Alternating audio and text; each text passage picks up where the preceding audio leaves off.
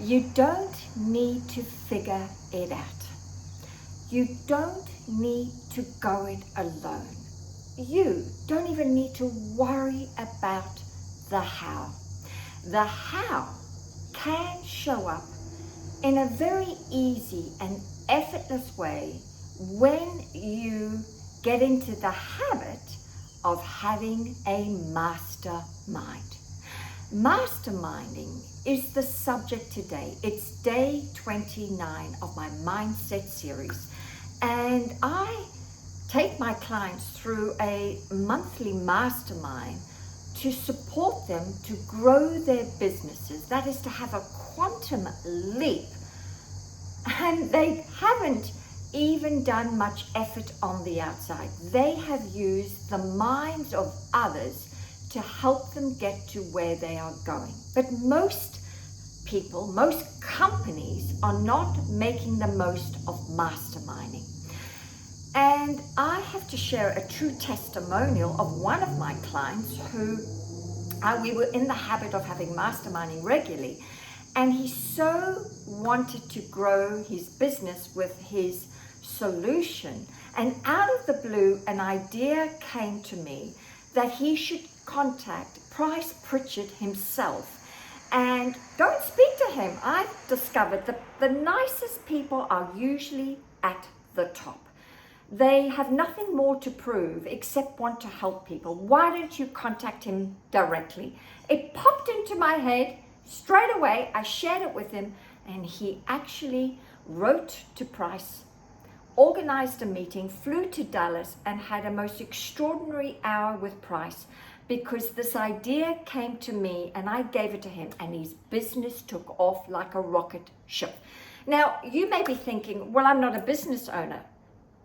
You don't have to be a business owner. You can use masterminding in your personal matters as well. I know families have masterminding regularly, one a week or one a month, where they are masterminding to create more harmony in the home, and create solutions to any problems that may be happening in the home.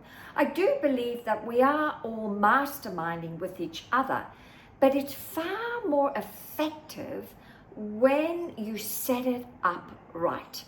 I believe it's important you set it up like a spiritual tent. It's a spiritual outing where you're asking God or Source or infinite intelligence to come in and use your mind to help someone else. Remember, masterminding is actually helping someone else get to where they're going. And if you are not in the position of wanting to be of service, then the mastermind isn't going to work. It doesn't work. You must come with the intention, I want to serve someone. Please, God, use my mind to help someone get to where they're going. Now, masterminding, it's not a new thing at all. If you go back to Napoleon Hill days and you read his book, Think and Grow Rich, he has a whole chapter dedicated, I think it's a specialized knowledge, where he talks about masterminding. And you know where he learned it from? Well, from Andrew Carnegie. And Andrew Carnegie commissioned Napoleon to write a book about the richest people in the world and what was their secrets as to why they were so wealthy. He wanted to capture that information and get Napoleon to record it and then share it with millions. And so Andrew Carnegie did not become the richest man by himself. No, he used the minds of others who were specialized in a certain area.